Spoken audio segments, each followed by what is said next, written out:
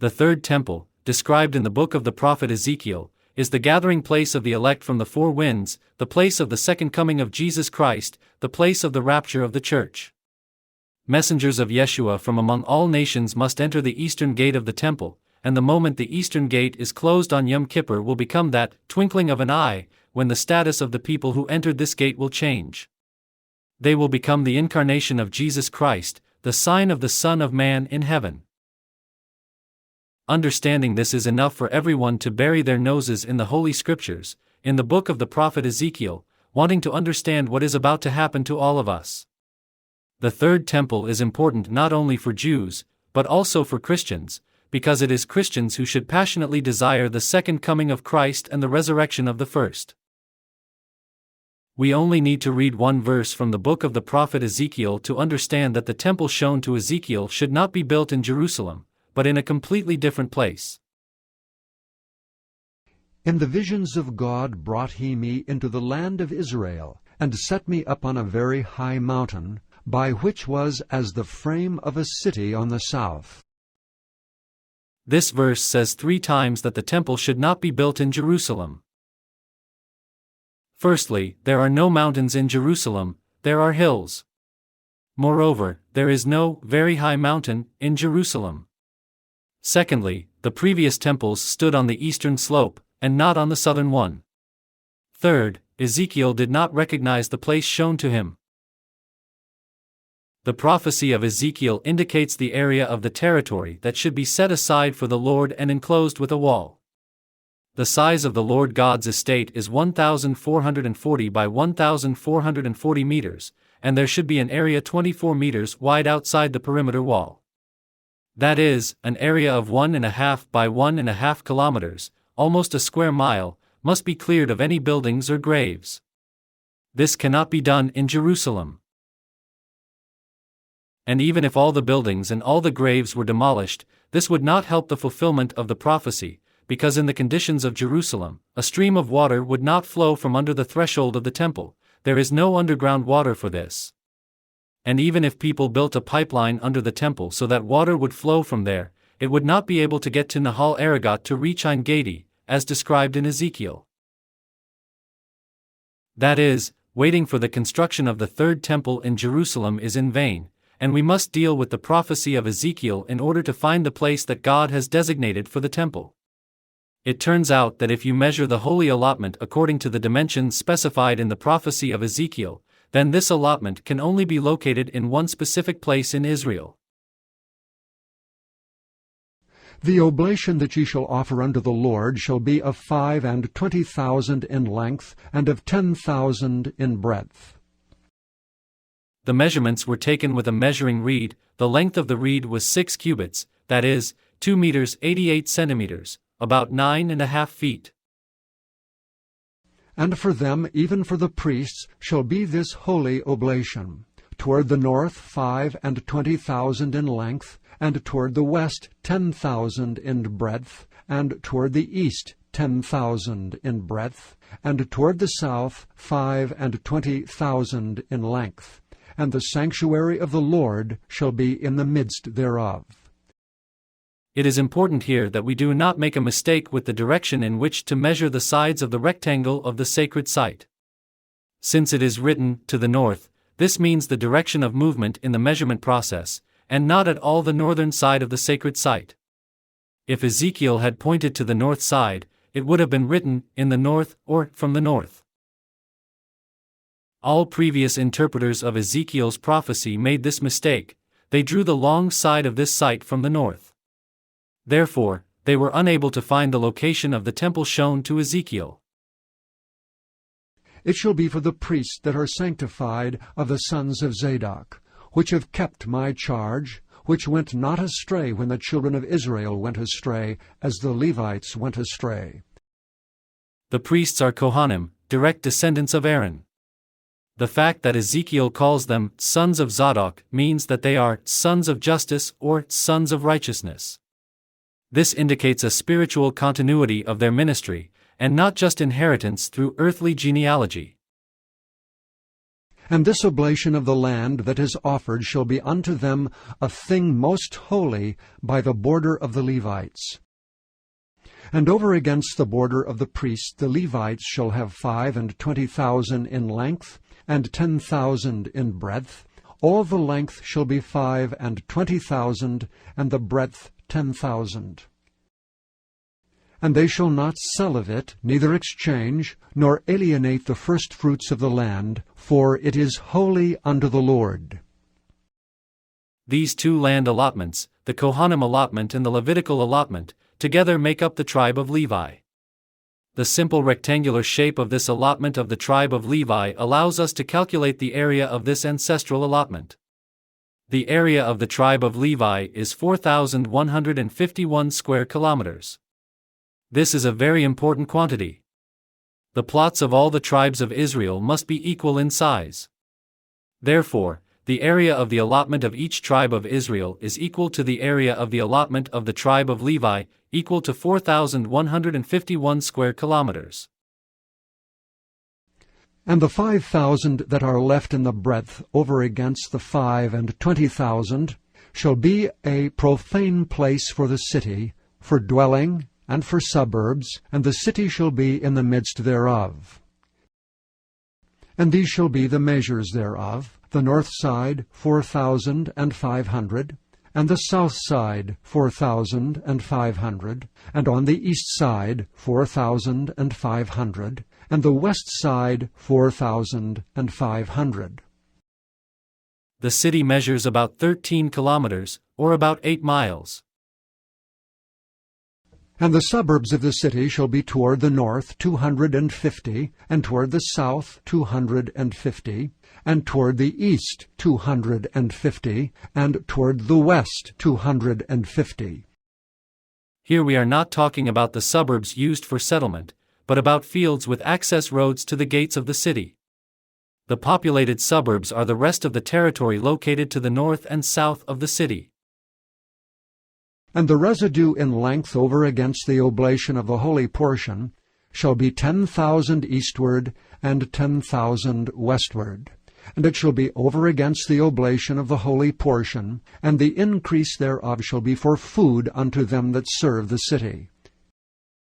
Ordinary cities in this world do not set aside territory for their own food needs, they buy and import food from everywhere. The fact that the city of Yahweh Shammah will have special agricultural land for its needs indicates that this city will not use money. There will be no money in this city, there will be no buying and selling. And this city will be self-sufficient, the city will not depend on outside donations. And they that serve the city shall serve it out of all the tribes of Israel. It will be a city only for Jews. Gentiles will not be allowed into the city of Yahweh Shammah. Just as Gentiles will not be allowed into heavenly Jerusalem, on the gates of which are written the names of the tribes of Israel, for which entry is open there. All the oblation shall be 25,000 by 25,000. Ye shall offer the holy oblation foursquare, with the possession of the city. The western area, used to provide food for the city, should be included in the holy allotment.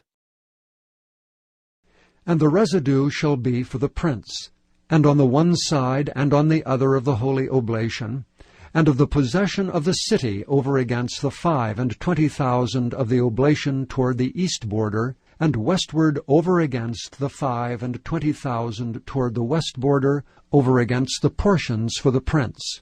And it shall be the holy oblation, and the sanctuary of the house shall be in the midst thereof. Moreover, from the possession of the Levites, and from the possession of the city, being in the midst of that which is the prince's, between the border of Judah and the border of Benjamin, shall be for the prince. If you superimpose the measured rectangle of the holy allotment on the territory of Israel, you will find that there is only one way it can be placed there. If you move the holy allotment a little further north, it will not fit into the gap between the Mediterranean Sea and the Jordan. If you move the holy allotment a little to the south, then the historical part of Jerusalem will be outside its borders. The Mediterranean Sea does not allow moving the holy allotment to the west, and the Jordan and the Dead Sea do not allow moving the holy allotment to the east. The fact that part of the territory to the west of the city ends up in the Mediterranean Sea does not matter. This area should be used for the food needs of the city, and there may be an exclusive fishing zone there. When we accurately located the holy allotment within the borders of Israel, then in the very center of the sacred site given to the Kohanim, we found the mountain on which the prophet Ezekiel stood in his vision. On the southern slope of this mountain a scattering of stones was discovered, which we identify as the ruins of the altar built by Abraham. This altar is known as Jehovah-jireh. The altar of the third temple was to be built on this site. This is truly a very deserted place, far from any settlement. God sent Abraham to the desert for sacrifice. He could not try to arrange a human sacrifice near an ancient settlement on the site of present-day Jerusalem, in full view of people.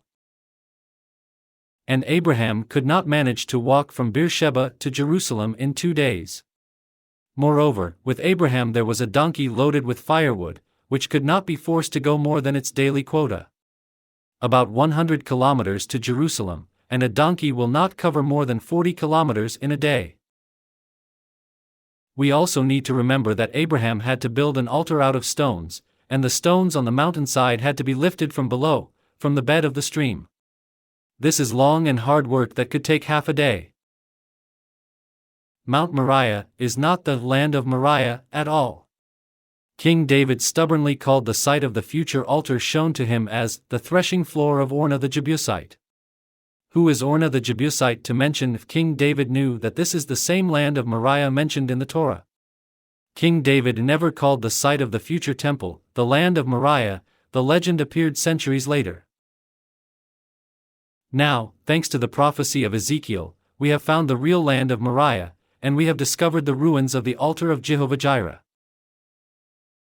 And on the slopes of these mountains, if you look closely, you can see a natural inscription made by stream beds.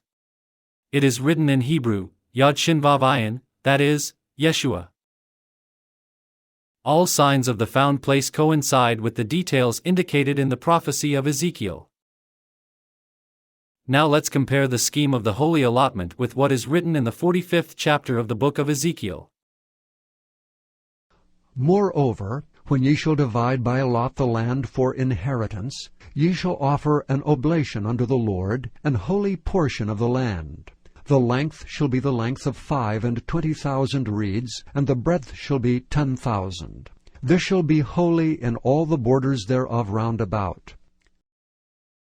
On this there shall be for the sanctuary 500 in length, with 500 in breadth, square round about, and 50 cubits round about for the suburbs thereof. Here we are not talking about residential suburbs, but about a shopping area along the perimeter of the outer wall around the estate of the Lord God. The width of this shopping area is 50 cubits, which is equal to 24 meters. On this square they will sell sacrificial animals, as well as other products, wine, vodka, for the festive feast in the house of the Lord. And of this measure shalt thou measure the length of 25,000, and the breadth of 10,000, and it shall be the sanctuary and the most holy place. The holy portion of the land shall be for the priests, the ministers of the sanctuary, which shall come near to minister unto the Lord. And it shall be a place for their houses, and an holy place for the sanctuary. And the 25,000 of length, and the 10,000 of breadth, shall also the Levites, the ministers of the house, have for themselves for a possession for 20 chambers. This is mistranslated. 20 means 20,000 canes. Of the total length of 25,000 reeds of the Levites' allotment, only 20,000 reeds of length will be allocated for their residence. 10,000 reeds of length will be allocated for the dwellings of the Levites to the north of the territory intended for the food needs of the city, and another 10,000 will be allocated to the south. 10 plus 10, a total of 20,000 reeds in length, will be intended for the settlements of the Levites. And the 25,000 of length, and the 10,000 of breadth, shall also the Levites, the ministers of the house, have for themselves for a possession 20,000 for chambers. For a possession 20,000 for chambers. And ye shall appoint the possession of the city 5,000 broad, and 25,000 long, over against the oblation of the holy portion. It shall be for the whole house of Israel. And a portion shall be for the prince on the one side, and on the other side of the oblation of the holy portion, and of the possession of the city, before the oblation of the holy portion, and before the possession of the city, from the west side westward, and from the east side eastward. And the length shall be over against one of the portions, from the west border unto the east border. This verse confirms that we have correctly positioned the sides of the rectangle of the holy oblation. If, to the north, in the 10th verse of the 48th chapter meant the north side, then the location of all the allotments would have to be rotated 90 degrees. Then this verse would become incomprehensible, where the prince's possessions are located on the east, near the holy oblation with the temple, and on the west, near the possessions of the city. With the location of the estates rotated 90 degrees within the boundaries of the holy allotment, the prince's possessions would be equally located in relation to both the possessions of the Kohanim and the possessions of the city. In the land shall be his possession in Israel, and my princes shall no more oppress my people, and the rest of the land shall they give to the house of Israel according to their tribes. Thus saith the Lord God, Let it suffice you, O princes of Israel. Remove violence and spoil, and execute judgment and justice. Take away your exactions from my people, saith the Lord God. Having familiarized ourselves in more detail with the place where the temple will be built, we see on the topographic map a natural body of water a few hundred meters west of the temple. This body of water is located at a level higher than the place where the temple will be built. This indicates the presence of underground water horizons near the Earth's surface. The underground water horizons slope from the Hebron highlands towards the Dead Sea. During the construction of the foundation of the temple, underground waters will burst out from under the ground, which will provide the picture that Ezekiel saw. Water flowed from under the threshold of the temple to the east. Afterward he brought me again unto the door of the house, and behold, waters issued out from under the threshold of the house eastward. For the forefront of the house stood toward the east, and the waters came down from under from the right side of the house, at the south side of the altar. The temple is located on the watershed of the basins of two main streams in the Judean Desert, the Nahal Arugot stream and the Nahal Hever stream. The stream of water flowing from under the threshold of the temple will be directed to the watershed, not far from the northeastern corner of the temple complex. There this stream of water will be divided into two streams. One will flow into the Nahal Arugot stream, the other into the Nahal Hever stream. Therefore, the flow of water from under the temple will flow into both Nahal Arugot and Nahal Hever. This is exactly what Ezekiel prophesied. And it shall come to pass, that everything that liveth which moveth, whithersoever the river shall come, shall live, and there shall be a very great multitude of fish, because these waters shall come thither. For they shall be healed, and everything shall live whither the river cometh. There is an error in the translation here. Ezekiel says that there will be two streams.